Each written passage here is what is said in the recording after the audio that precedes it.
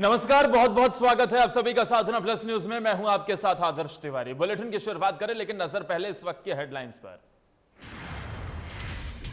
पुष्कर सिंह धामी ने ली सीएम पद की शपथ। राजभवन में राज्यपाल की मौजूदगी में ली शपथ। प्रदेश के 11वें मुख्यमंत्री के रूप में ली शपथ।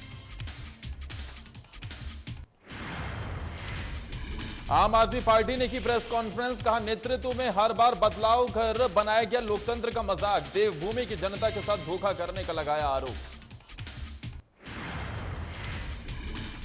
आम आदमी पार्टी ने बीजेपी पर साधा निशाना। प्रदेश में राजनीतिक अस्थिरता के लिए बीजेपी को ठहराया जिम्मेदार। बीजेपी का प्रदेश के विकास काम पर नहीं है कोई ध्यान। पुष्कर मंदिर मार्ग का हुआ शिलान्यास। मेयर ने किया सड़क का शिलान्यास। 10 लाख की लागत से बनेगी सड़क।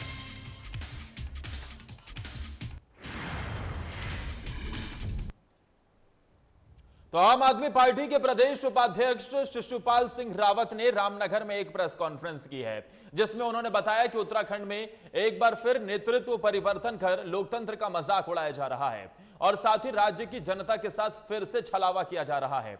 उत्तराखंड को मुख्यमंत्री बनाने की प्रयोगशाला बना दिया गया है। बीजेपी के इस रवैये से लगता है कि चुनाव होने तक और भी नाम मुख्यमंत्रियों की लिस्ट से जुड़ सकते हैं। पार्टी ने कहा कि नए मुख्यमंत्री के नाम की घोषणा के साथ ही बीजेपी को यह भी बता देना चाहिए कि उनकी मियाद कितने दिन की होगी। आम आदमी पार्टी ने कहा कि तीरथ सिंह रावत को पहले मुख्यमंत्री बनाना और फिर संवैधानिक संकट की दुहाई देकर इस्तीफा दिला देकर बीजेपी ने उनकी नाकामियों पर पर्दा डालने का काम किया है।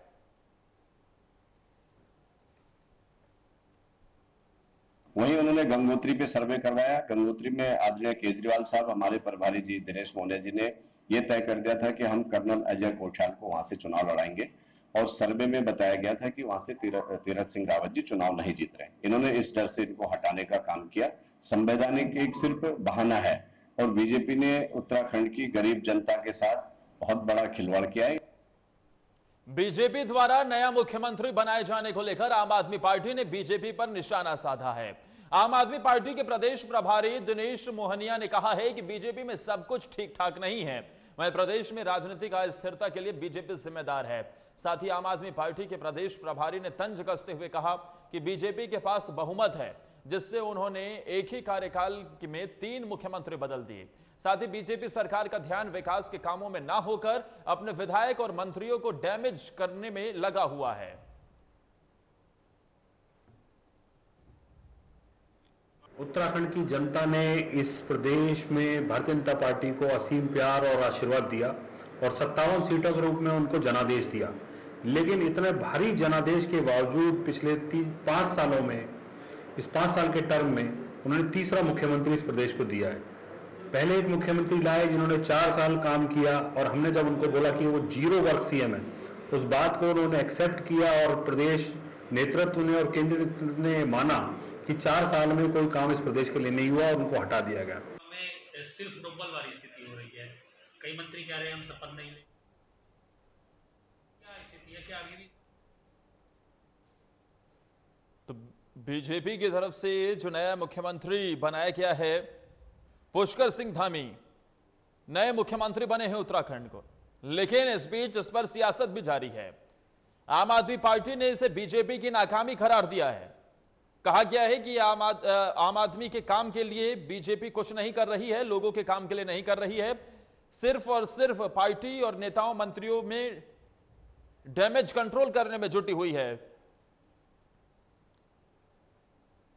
आम आदमी पार्टी के प्रदेश प्रभारी दिनेश मोहनिया ने कहा है कि बीजेपी में सब कुछ ठीक ठाक नहीं है। प्रदेश की राजनीतिक अस्थिरता के लिए बीजेपी को जिम्मेदार ठहराया है।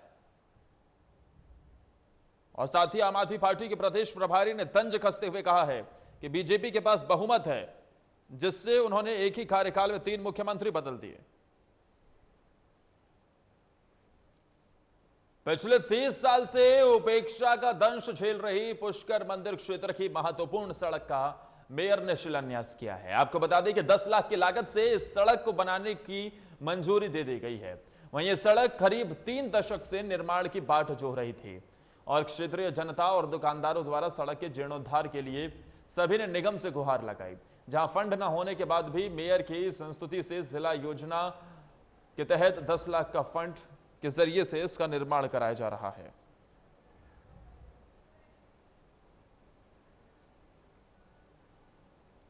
तो पुष्कर मंदिर क्षेत्र की महत्वपूर्ण सड़क जिसका मेयर ने शिलान्यास कर दिया है, 10 लाख की लागत से इस सड़क को बनाने की मंजूरी दे दी गई थी। करीब 3 दशक से यह सड़क निर्माण की बाट जो रही थी। मार्ग का यहाँ पर रोड का शिलान्यास करा, और जो कि 2009 में महाकुंभ के टाइम पे बनी थी और इतने सालों से पूरी उबड़ खाबड़ हो गई थी। तो जिला योजना से 2020-21 के अंतर्गत 10 लाख की लागत से आज पुष्कर मंदिर रोड, जिसमें वार्ड नंबर 5 और 6 के अंतर्गत उसको बनाया। खबर देहरादून से है, जहां पूरे प्रदेश में वन महोत्सव चल रहा है। पर्यावरण संरक्षण को स्वच्छ रखने के लिए पूरे प्रदेश में पौधारोपण किया जा रहा है। इसी क्रम में आज सचिवालय में समीक्षा अधिकारी राखी रौथाड़ ने अपने जन्मदिन पर ऑफिसर कॉलोनी रेस कोर्स में कर्मचारियों के साथ कर्मचारी आवास परिसर, सर्वे कॉलोनी, सर्वे चौक पर पौधारोपण किया है, जिसमें बेल, हरी, श्रृंगार, आम, लीची, जामुन, कचनार, नींबू, पपीता, अमरूद जैसे कई और पौधों का रोपण किया गया है। इस मौके पर समीक्षा अधिकारी राखी रौथाड़ ने कहा कि हमें ज्यादा से ज्यादा पौधे लगाने चाहिए ताकि हमारे चारों ओर का वातावरण शुद्ध रहे।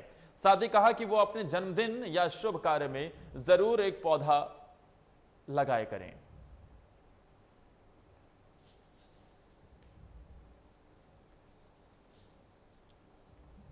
वृक्ष से आसपास का वातावरण शुद्ध रहता है। पौधे लगाए जाने चाहिए और पौधारोपण के जरिए ही प्रकृति की रक्षा की जा सकती है, प्रकृति को बचाया जा सकता है। और इसी के चलते आज सचिवालय में समीक्षा अधिकारी राखी रौथाड़ ने अपने जन्मदिन पर ऑफिसर कॉलोनी रेस कोर्स में कर्मचारियों के साथ कर्मचारी आवास परिसर, सर्वे कॉलोनी, सर्वे चौक पर पौधारोपण किया है, जिसमें बेल, हरी, श्रृंगार, आम, लीची, जामुन, कचनार, नींबू, पपीता, अमरूद जैसे कई पौधों का रोपण किया गया है। यह तस्वीर भी हम आपको दिखा रहे हैं। वहीं समीक्षा अधिकारी ने यह भी कहा है इस मौके पर कि ज्यादा से ज्यादा पौधे लगाए जाने चाहिए ताकि चारों ओर हमारे वातावरण शुद्ध रहे। साथ ही कहा कि वो अपने जन्मदिन या शुभ कार्य में जरूर एक पौधा लगाए करेंगी। इस बात का संकल्प भी उन्होंने लिया है। लोगों से अपील भी की है कि किसी भी शुभ कार्य में जरूर पौधा लगाए करें। इससे पर्यावरण स्वच्छ होगा, साथ ही प्रदूषण कंट्रोल होगा और घर के बगीचे से ही आप आम, लीची, नींबू, पपीता इन सब का स्वाद चख सकेंगे।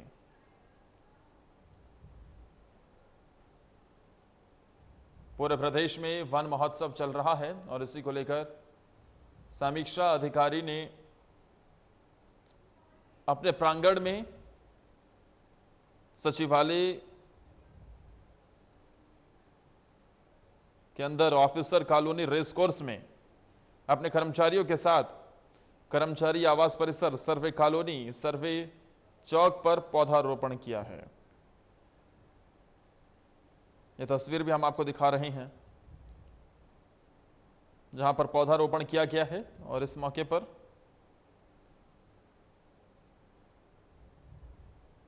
उन्होंने एक संदेश देने की कोशिश की है कि किसी भी खास मौके पर पौधा जरूर लगाएं, वातावरण को शुद्ध बनाएं। और जैसा कि मैंने कहा कि सबसे खास बात यह कि आपको अपने घर के ही बगीचे से प्रकृति की शुद्ध हवा के साथ साथ खाने के लिए फल, सब्जियां मिल सकती हैं। तो राजभवन में राज्यपाल बेबी रानी मौर्य ने आज 11वें मुख्यमंत्री के रूप में पुष्कर सिंह धामी को मुख्यमंत्री पद की शपथ दिलाई है। इसके साथ सतपाल महाराज, हरक सिंह रावत, बंशीधर भगत, यशपाल आर्य, बिशन सिंह चुफाल, सुबोध उनियाल, अरविंद पांडे, गणेश जोशी, धन सिंह रावत, रेखा आर्य और स्वामी यतीश्वर आनंद ने भी पद गोपनीयता के रूप में मंत्री पद की शपथ ली है। आपको बता दें कि विधानमंडल दल की बैठक में पुष्कर सिंह धामी को प्रदेश के नए मुख्यमंत्री के लिए चुना गया था। साथ ही आपको यह भी बता दें कि ये मंत्रिमंडल में कोई फेरबदल नहीं किया गया है, सभी पुराने मंत्रियों को ही मंत्रिमंडल में जगह दी गई है। तो उत्तराखंड के 11वें मुख्यमंत्री के तौर पर पुष्कर सिंह धामी ने शपथ ले ली है।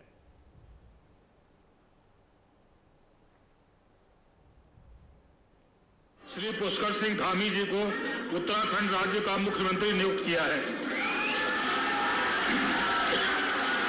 अब माननीय राज्यपाल महोदय जी श्री पुष्कर सिंह धामी जी को शपथ दिलाएंगे।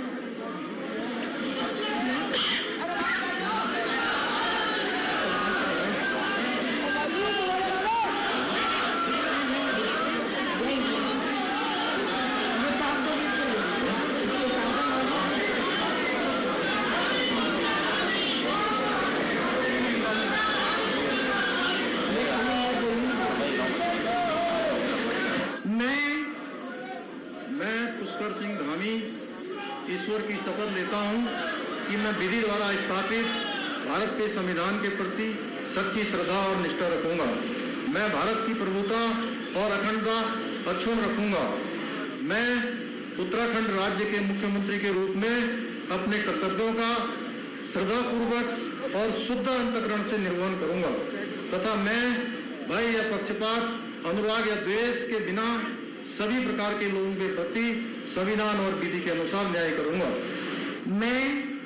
मैं पुष्कर सिंह धामी ईश्वर की शपथ लेता हूं कि जो विषय उत्तराखंड राज्य के मुख्यमंत्री के रूप में मेरे विचार के लिए लाया जाएगा अथवा मुझे ज्ञात होगा उसे किसी व्यक्ति या व्यक्तियों को तब तक के सिवाय जबकि ऐसे मुख्यमंत्री के रूप में अपने कर्तव्यों के सम्यक निर्वहन के लिए ऐसा करना अपेक्षित हो मैं प्रत्यक्ष अथवा अप्रत्यक्ष रूप से संसूचित या प्रकट नहीं करूंगा।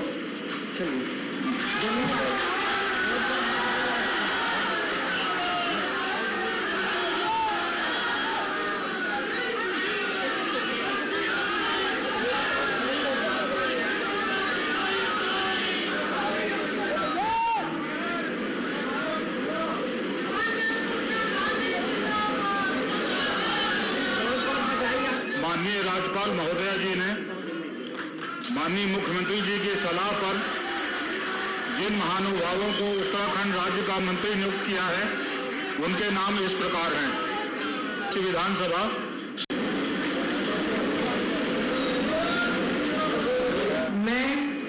मैं सतपाल महाराज ईश्वर की शपथ लेता हूं कि मैं विधि द्वारा स्थापित भारत के संविधान के प्रति सच्ची श्रद्धा और निष्ठा रखूंगा। मैं भारत की प्रभुता और अखंडता अक्षुण्ण रखूंगा। मैं उत्तराखंड राज्य के मंत्री के रूप में अपने कर्तव्यों का श्रद्धापूर्वक और शुद्ध अंतःकरण से निर्वहन करूंगा तथा मैं भय या पक्षपात, अनुराग या द्वेष के बिना सभी प्रकार के लोगों के प्रति संविधान और विधि के अनुसार न्याय करूंगा। मैं सतपाल महाराज ईश्वर की शपथ लेता हूं कि जो विषय उत्तराखंड राज्य के मंत्री के रूप में मेरे विचार के लिए लाया जाएगा अथवा मुझे ज्ञात होगा उसे किसी व्यक्ति या व्यक्तियों को तब तक के सिवाय जबकि ऐसे मंत्री के रूप में अपने कर्तव्यों के सम्यक निर्वहन के लिए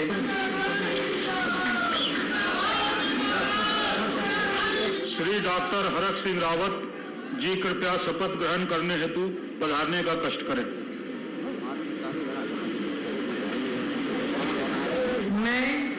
मैं डॉक्टर हरक सिंह रावत ईश्वर की शपथ लेता हूं कि मैं विधि द्वारा स्थापित भारत के संविधान के प्रति सच्ची श्रद्धा और निष्ठा रखूंगा। मैं भारत की प्रभुता और अखंडता अक्षुण्ण रखूंगा। श्री बंशीधर भगत जी कृपया शपथ ग्रहण हेतु पधारने का कष्ट करें।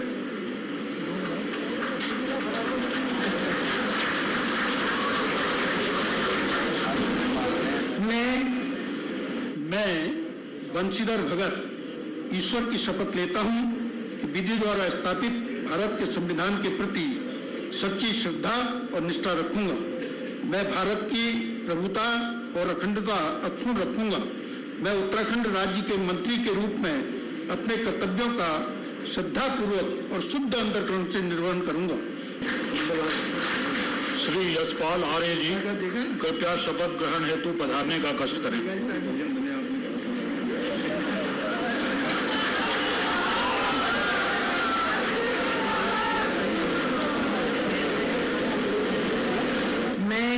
मैं यशपाल आर्य ईश्वर की शपथ लेता हूं कि मैं विधि द्वारा स्थापित भारत के संविधान के प्रति सच्ची श्रद्धा और निष्ठा रखूंगा। मैं भारत की प्रभुता और अखंडता अक्षुण्ण रखूंगा। मैं उत्तराखंड राज्य के मंत्री के रूप में अपने कर्तव्यों का श्रद्धापूर्वक और शुद्ध अंतःकरण से निर्वहन करूंगा।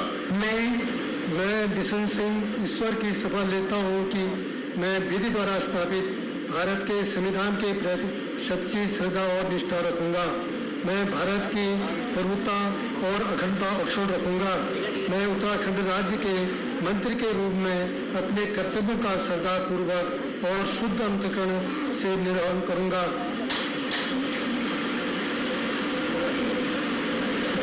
श्री सुबोध उनियाल जी कृपया शपथ ग्रहण हेतु। मैं सुबोध उनियाल ईश्वर की शपथ लेता हूं कि मैं विधि द्वारा स्थापित भारत के संविधान के प्रति सच्ची श्रद्धा और निष्ठा रखूंगा। मैं भारत की प्रभुता और अखंडता अक्षुण्ण रखूंगा।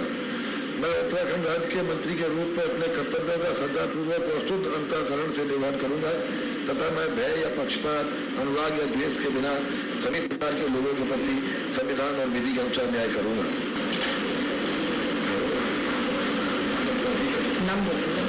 श्री अरविंद पांडे जी कृपया शपथ ग्रहण करने हेतु पधारने का कष्ट करें।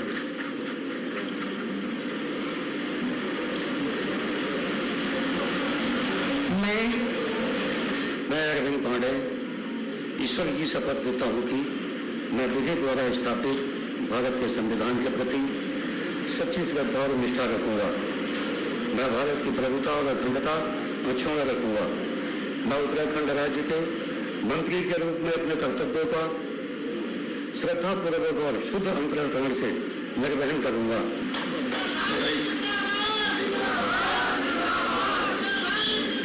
श्री गणेश जोशी जी कृपया शपथ ग्रहण हेतु पधारने का कष्ट करें।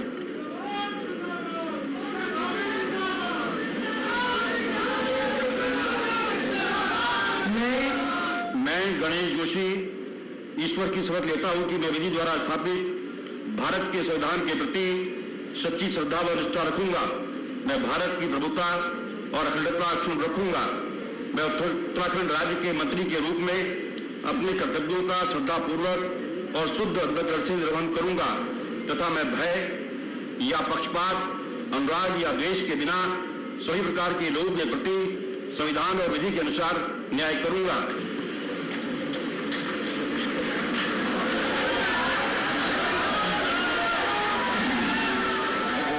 श्री डॉक्टर धन सिंह रावत जी कृपया शपथ ग्रहण हेतु पधारने का कष्ट करें।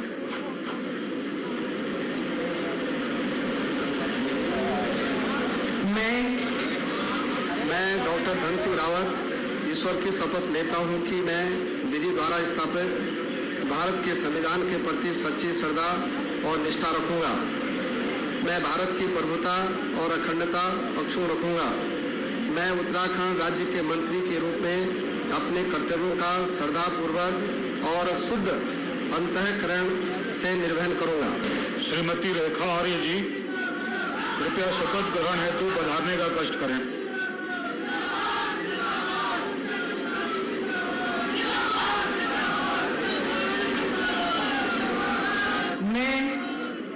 मैं रेखा आर्य ईश्वर की शपथ लेती हूँ कि मैं विधि द्वारा स्थापित भारत के संविधान के प्रति सच्ची श्रद्धा और निष्ठा रखूंगी।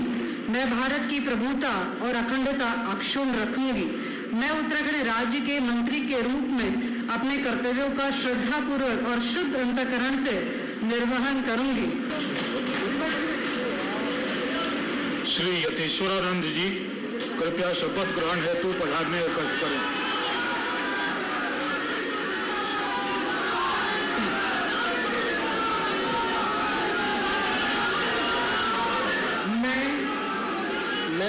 ईश्वर की शपथ लेता हूं कि मैं विधि द्वारा स्थापित भारत के संविधान के प्रति सच्ची श्रद्धा और निष्ठा रखूंगा। मैं भारत की प्रभुता और अखंडता अक्षुण्ण रखूंगा। मैं उत्तराखंड राज्य के मंत्री के रूप में मैं अपने कर्तव्य एवं श्रद्धापूर्वक और शुद्ध अंतःकरण से निर्वहन करूंगा।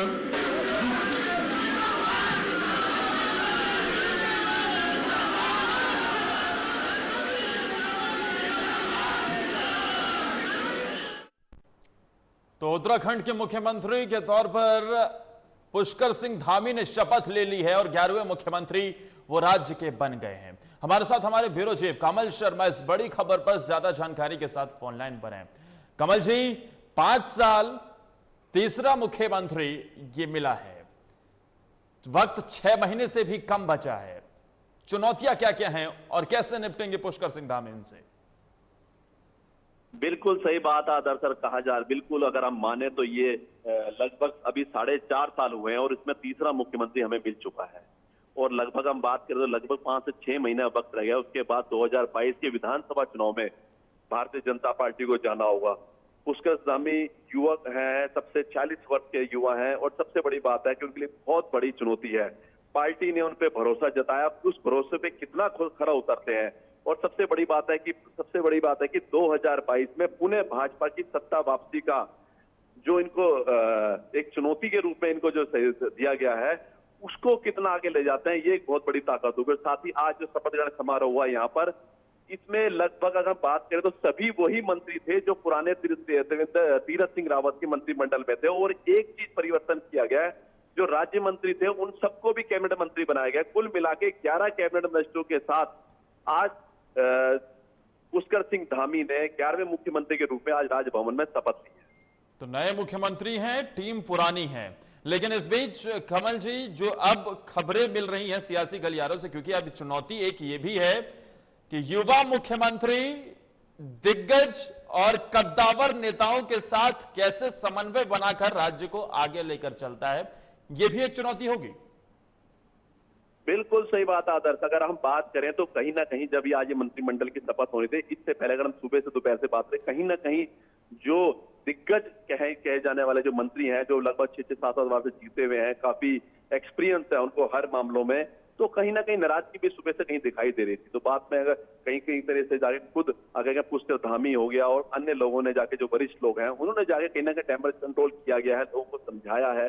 तो ये मंत्रिमंडल अगर हम कहें तो जो 5 बजे मंत्रिमंडल होता है, लगभग 3:30 बजे लोग मंत्रियों के लिए लोगों को कहा गया कि आज मंत्रिमंडल की शपथ होनी है, आप आइए।